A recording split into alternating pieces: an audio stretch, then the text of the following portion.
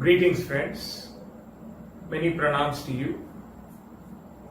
It is indeed a delight to join all of you in this motivational workshop and prayer for good results in examinations organized by our Singapore Namadwar. It gives me great pleasure to join you all in this very noble venture. I begin by offering my salutation at the holy feet of Bhagwan, God Almighty, and our Guru Maharaj, His Holiness Maharanyam Sri Sri Muralidhara Swamiji, by whose boundless grace I sit before you today, and who is the inspiration and guiding force behind this initiative and Namadwar Singapore itself. Before I begin, I wish to offer my appreciation to this wonderful team of Namadwar Singapore who've managed to organize this much needed prayer meet in order to pray for the success of young friends like yourselves who are going to appear in this very important challenge in life. Thank you for having me. Thank you for this wonderful opportunity. I wish to share this story that I heard once. It's very relevant to this context where we find ourselves today. The context of examinations. There was a man, a very wise man, a teacher, with a lot of experience and knowledge. He had a select bunch of students, young friends like yourselves, who lived with him and studied everything that he taught. They spent many years under his close watch. He taught them everything that they needed to know. Back then, it was Gurukul style of teaching. The students had to live with the master, with the teacher, and learn everything. After many years of training, they had pretty much acquired all the knowledge there was to attain. It was time for them to leave, fly out into the world as beautiful birds and scale great heights. As that time was nearing, the wise teacher, the Guru, told them, "My dear young friends, you have spent all this time with me. You are like my very own children.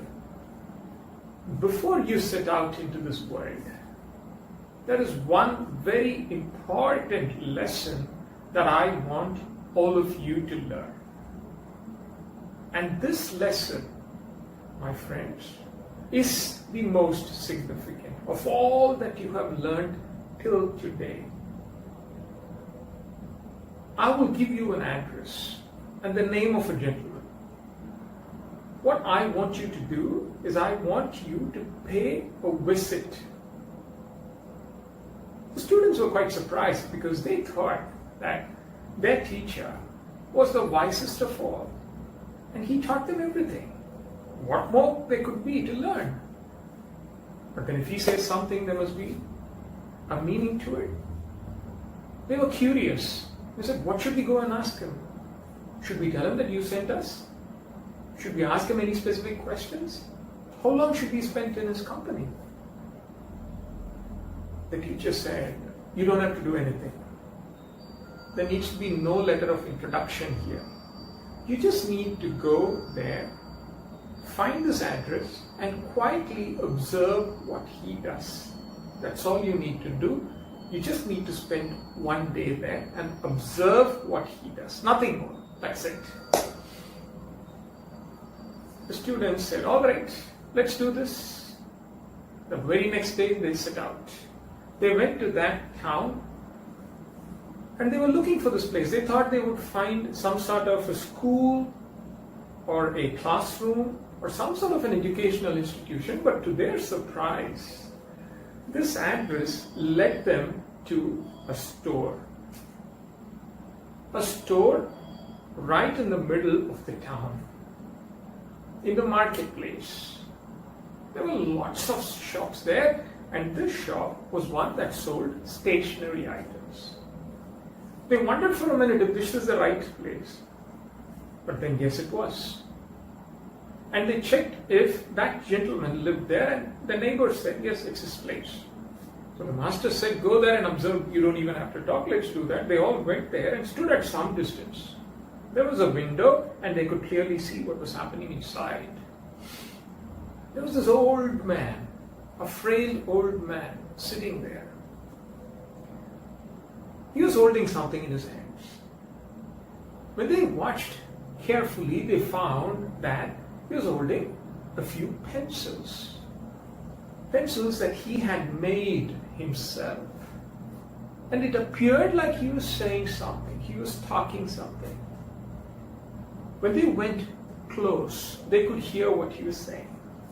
He was really not talking to a person, but he was talking to the pencils. He said, my dear pencils, you are my children because I have created you. It gives me a great sense of satisfaction that you have taken this fine shape today.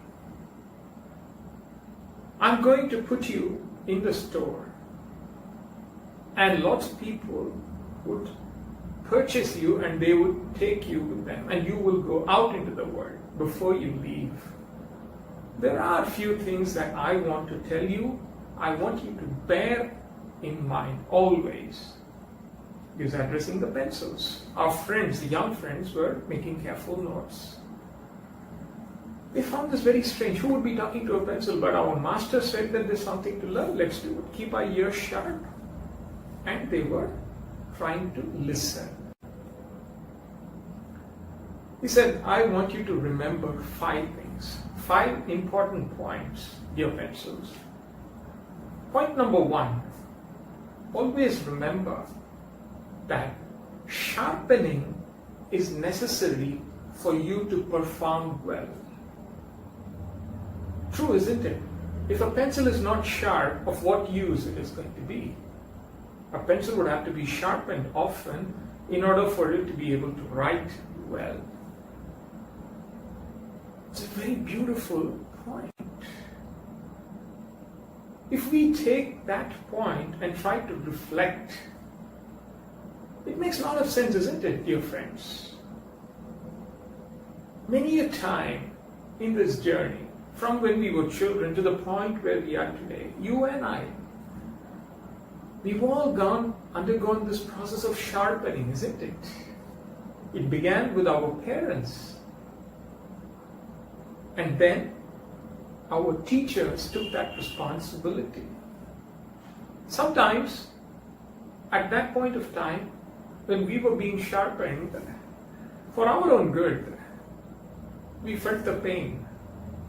I felt it when I was a student. I couldn't really see the benefit, but oh, why is he always saying like this? Why is he always saying that I could do it better? This is not right. You should be doing this. Why is he doing this?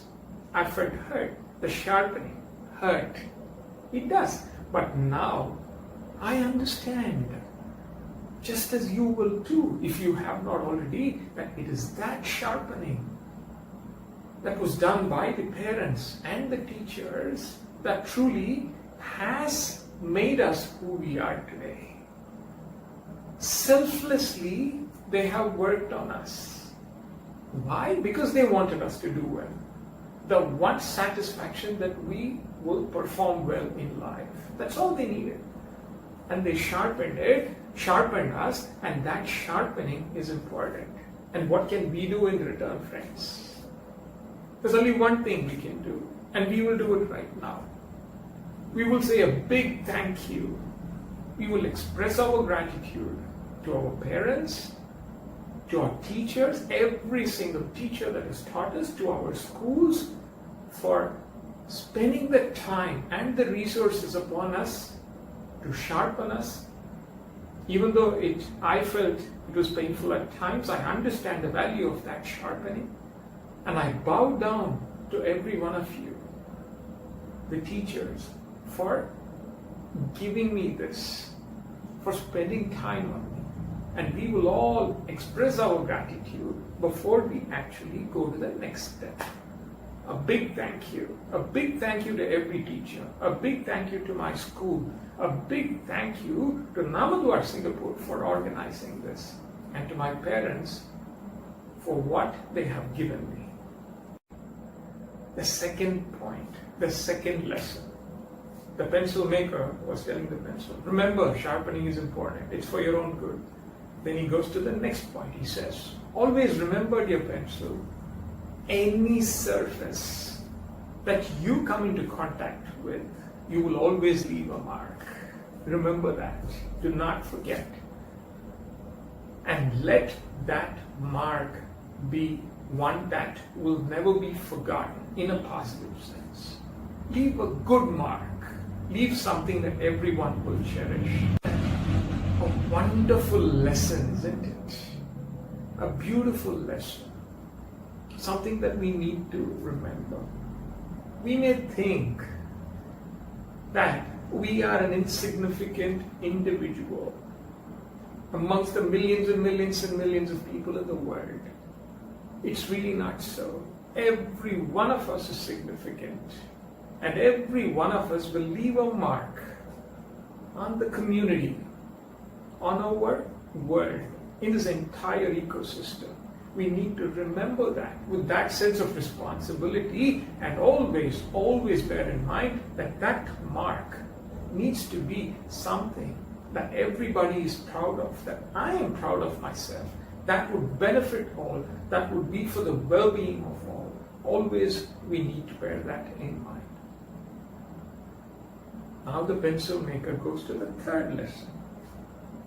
So he says, sharpening is important.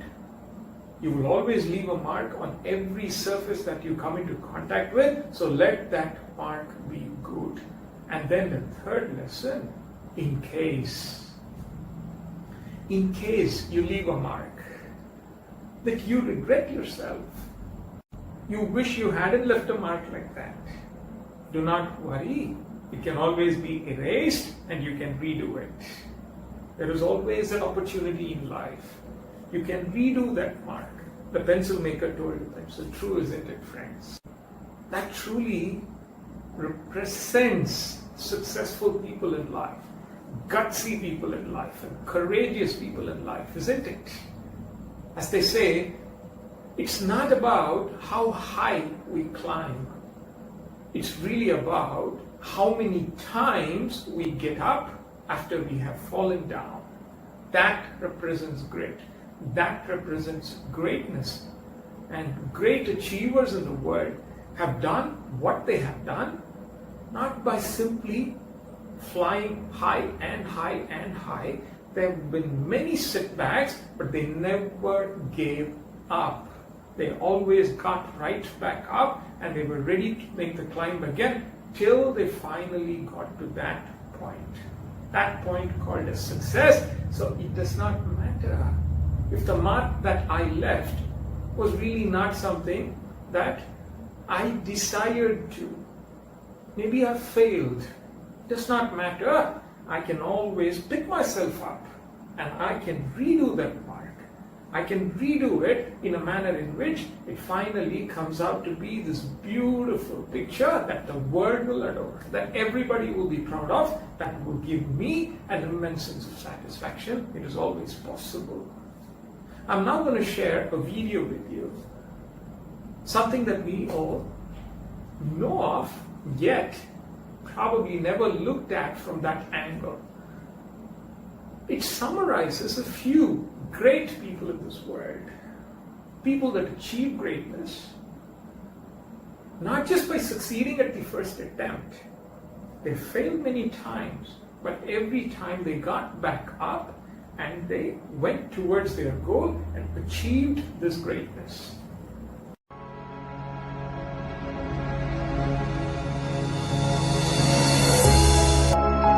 He wasn't able to speak until he was almost 4 years old, and his teachers said he would never amount to much.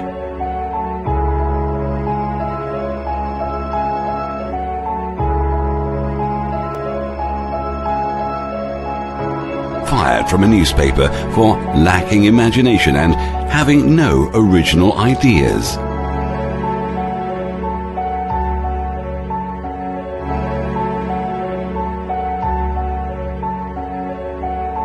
At age 11, he was cut from his team after being diagnosed with a growth hormone deficiency, which made him smaller in stature than most kids his age.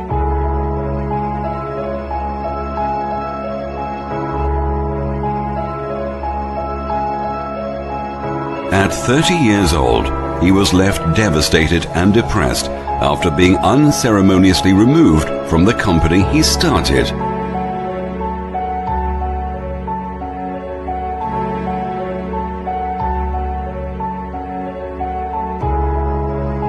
Rejected by Decca Recording Studios, who said, "We don't like their sound. They have no future in show business."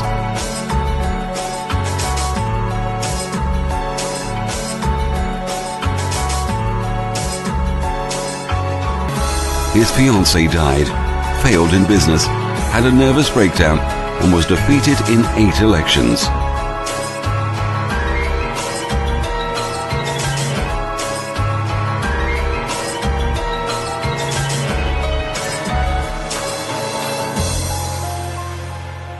If you've never failed, you've never tried anything new.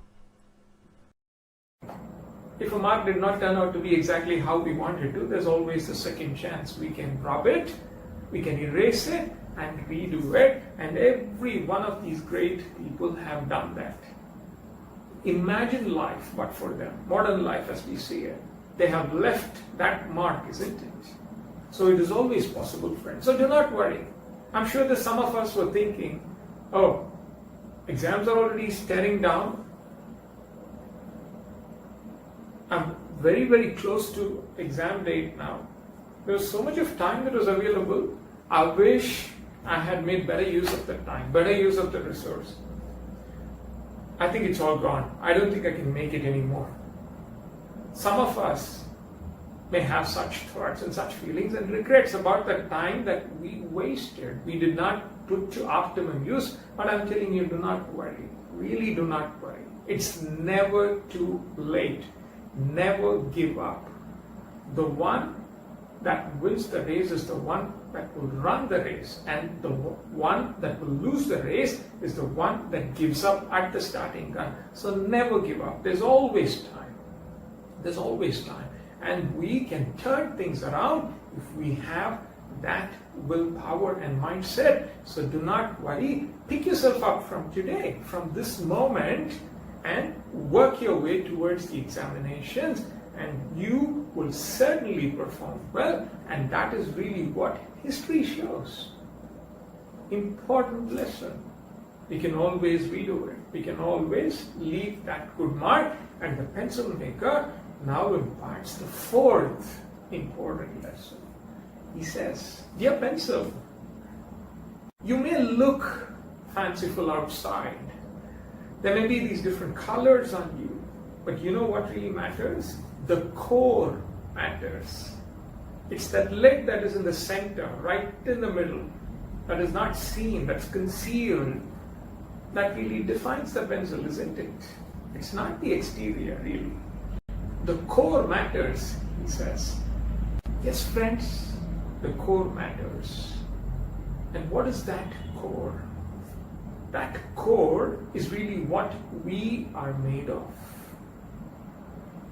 That mindset that we have, that resilience that we have, the ability to be able to find that inner strength within every one of us, especially when we face a challenge. And that really is what is going to determine how successful we will be, not just in this examination, in every challenge that we encounter in life and in life itself. The core matters. That core, it represents that inner strength, that courage. And how does that courage come? Can I keep just saying, I want to be courageous, I want to be courageous, and then it just happens? No. To be courageous, I have to prepare myself. Preparedness, my master would say. When I sit down and prepare, then I have the courage to face the challenge. That's how it happens. I need to prepare myself. I'm sure every one of us have been preparing already. Our schools and teachers have helped us to prepare for this challenge, and we have put in our work as well. It's all right if we have been rather slow here and there. There still is a lot of time if we start today, so it's important to prepare, to be prepared. In Tamil, there is a very beautiful phrase that goes, Muyarchi Thiruvinayakkur. Hard work, preparedness, it's important. I'm going to share a video clip with you. It's a very beautiful video clip, something that every one of you will resonate with, by a personality which I'm sure is a favorite of most of you in this generation. Please watch this video clip from a man who truly has defined success in his field, who has become a global icon. And listen to what he has to say. There's a very beautiful lesson that's relevant to what we are discussing. Preparedness. That's really what he's talking about. Let's enjoy this video clip. Pre-match preparation is extremely important because that's something which is within my control. When I walk into bat, I should know that yes, I've prepared to the best of my ability. I couldn't have done anything better. That is when I feel that I'm ready to go out and play. There is no player in the world who can actually walk out and say, today I'm going to score 100, or I will get minimum 5 wickets and come back. Sometimes it happens, sometimes it doesn't happen. But I believe in controlling the controllables. Something where we don't have control on certain things. Those things you obviously cannot waste your energy in trying to figure out how can I control this. You would much rather focus all your energy on the things that you can control, get the best results possible. But making an effort is in your hands. Giving 100% is in your hands. The little master, Sachin Tendulkar, says it himself. He says, isn't it, when I go out to play, I need to make sure that I have given it my best. And he uses this phrase, control the controllables. I can only control that which I can control. And what is it? It is my preparation. When I walk into that examination hall, I need to be sure that I've done my bit. I've done my work. That's not something that I have left or taken a chance. I have really worked. I'm controlling the controllable. The rest, things that I cannot control, I will leave it to the Supreme Being. I will leave it to God. I will leave it to the higher powers. Beautiful words of wisdom. The most practical manner to put it, isn't it? So I need to ensure that I have done my preparation. I'm sure every one of us have. And as I said, there's always time. By the time we are ready to take the examinations, we would have gotten to this point. Do not give up. Start working from today and control the controllable, as a little master says. And then we go to the fifth, the final important lesson that the pencil maker imparts to the pencil. He says, always remember, dear pencil, you will always be held by a hand. And it is that hand that will hold you and that would draw these beautiful pieces of art on the paper, that would write these beautiful poems. You will be held by that hand. So surrender to that hand. A prayer. What is a prayer? We surrender ourselves as that pencil. We surrender ourselves to that hand of that God, that Supreme Being. We tell Him, I have done my part to the best of my ability. I hand myself over to your hand, your safe hands. Whose hands can be safer than His? The safest pair of hands. You ensure that the writing comes out well when I sit there. And for that, I will do the prayer. There was a young boy who was once traveling in an airplane. It so happened that midway, there was a lot of turbulence. There were all kinds of announcements about the weather not being good and it being in a very, very risky situation. Every passenger was rattled, everybody was scared, people were crying, people were doing all kinds of things. This little boy was quiet and calm and he was just smiling. The man next to him was quite amazed to see his level of composure. He actually thought the boy did not understand the situation. He didn't understand the situation that they were in. He said, can you understand the situation that you're in? Yes, I do. The weather is very bad. And what can happen is probably something very untoward can happen. How come you're not worried? The boy said with a smile, I'm not worried. You know why? Because the pilot, the chief pilot, is my father. If there's one man who would really want to take me home safely tonight, it would be him. And I know for a fact that he would be putting in his best effort to ensure that I get back home to my bed safely tonight. In that sense, I know I am in the safest set of hands, so I'm not worried because I've surrendered myself to those safe pair of hands. Exactly what we are going to do in prayer. Surrender ourselves to the safest pair of hands. My master would say, there's a very simple formula to success. He says, there was a farmer who owned a piece of land. What he did was, he really toiled hard every day. He worked, he plowed, he removed all the bushes. He had the seeds, he sowed the seeds. He did everything, but it did not rain that year. Will he have a crop? Not possible. He did the work, but there's no water. If there's no water, where will be a crop? Another time, what happened was the exact opposite. He did not do any work. He did not plow the fields. He did not sow the seeds. He did not do anything. But it rained and rained and rained and rained. Will there be crop? No. Why? Because no work has been done on the field. No seed has been sown. So what needs to happen is, on one hand, I have to work. I have to plow. I have to sow the seeds. I have to do my bit. I have to use the pesticides. And then it has to rain. Both have to go hand in hand. Human effort in the form of my work and divine grace, the rain.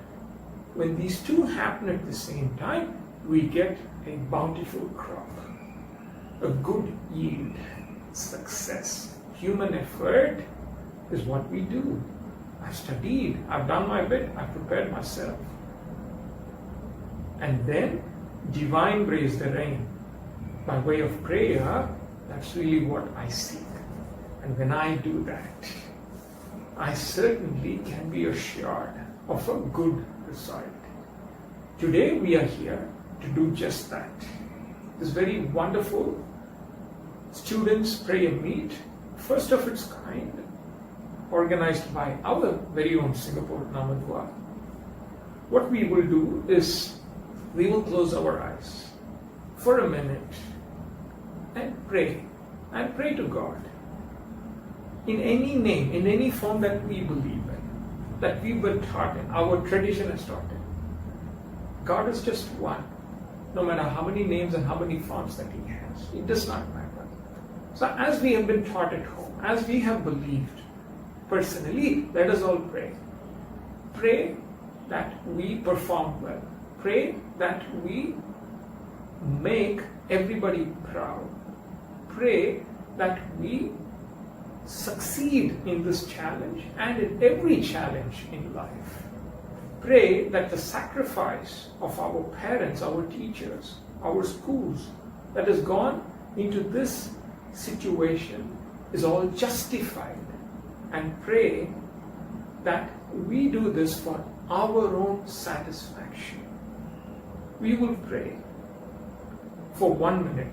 At the end of this minute, what I am going to do is I am going to chant this mantra that is known as Maha Mantra, which is the one that my Guru, His Holiness Maharanyam Shri Shri Muralidhara Swamiji, has taught me. It is a mantra that is found in the Hindu scriptures, Kali Santarana Upanishad. It is a mantra which is very potent, just thousands and thousands of years old, which many have practiced and achieved success in life. Those of us who are interested in joining me with this mantra can do so. In case you have your own method of praying, you can do that as well. It really is your choice. But I am going to chant this mantra in a manner in which my Guru has taught me, and that will be my prayer and the prayer of all of us at Namadwar, Singapore, for all you young friends to achieve greatness, to succeed in exams, and emerge successful as stars, as beautiful birds as you fly out into the next phase of life. It will be a prayer from all of us to every school and every educational institution that has prepared you to reach this level and that has joined this effort. So we will now observe a minute's silence and remember, as my Guru would say, prayer is not information to God. It should be heartfelt. So whatever it is that we really feel, let us say it. God is all ears. He really is listening. So let us tell Him that for 60 seconds, and then I will chant this Maha Mantra 11 times. Those of you who wish to join can join. Others can pray in silence and say your own prayers as per your faith. We will now make our prayers.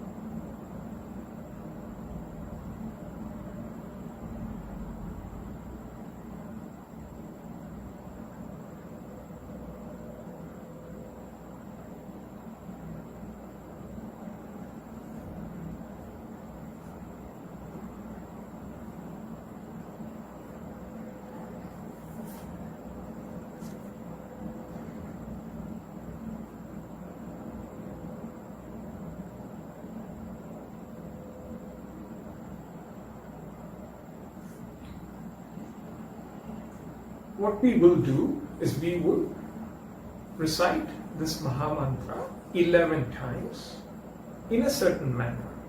6 times I will say it loudly. 3 times I will say it gently, just moving my lips like how we would whisper. So 6 plus 3, that's 9. And 2 times I will say it in my mind with no movement of the lips. So 6 times loudly, 3 times as a whisper, gently moving the lips, and 2 times in the mind, silently. And we will keep this prayer in mind, and this mantra will be the most potent prayer that will carry all our wishes and aspirations to the holy feet of God. And we, all of us in Namadwar, Singapore, pray for your success, your well-being. You can repeat this cycle any number of times at home. In case you need any clarification, you can always reach out to our friends in Namadwar, Singapore, who can help you with this chant. We will now begin the chant. 6 times loudly, 3 times gently, 2 times in the mind. Hare Rama, Rama Rama, Hare Hare, Hare Krishna, Krishna Krishna, Hare Hare, Hare Rama, Rama Rama, Hare Hare, Hare Krishna, Krishna Krishna, Hare Hare, Hare Rama, Rama Rama, Hare Hare, Hare Krishna, Krishna Krishna, Hare Hare, Hare Rama, Rama Rama, Hare Hare, Hare Krishna, Krishna Krishna, Hare Hare, Hare Rama, Rama Rama, Hare Hare, Hare Krishna, Krishna Krishna, Hare Hare, Hare Rama, Rama Rama, Hare Hare, Hare Krishna, Krishna Krishna, Hare Hare. 3 times as a gentle whisper.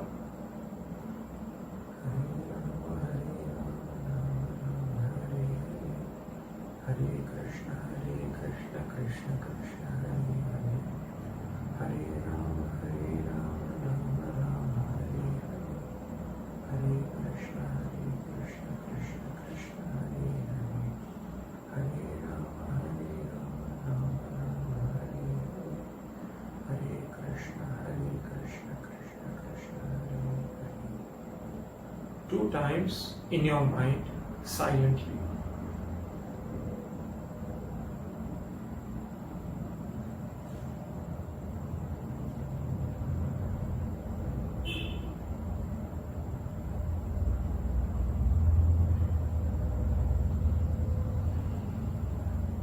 So that is it. A very simple prayer, isn't it? Hardly takes a few minutes. You can do it in this format. Or if you enjoy simply saying it aloud, you can do just that any number of times. At least make it a habit of doing it 11 times every day. Maybe in the morning, maybe in the evening, maybe at night. Or you can say it as a whisper if that's what you prefer. You may say it just in your mind also if you find that to be the most effective practice. Any way is fine. 632 is also very effective. So you can follow one of these methods. In case you have any doubts, do not hesitate to reach out to Nanadwar Singapore. On that note, I wish to thank you all again for this wonderful effort, for taking the time and initiative to join in. And I pray personally to Bhagwan and my Guru Maharaj, His Holiness Maharajam Shri Shri Muralidhar Swamiji, to be with every one of you through this challenge and to ensure that you all emerge successful. Thank you all. Thank you for your patience.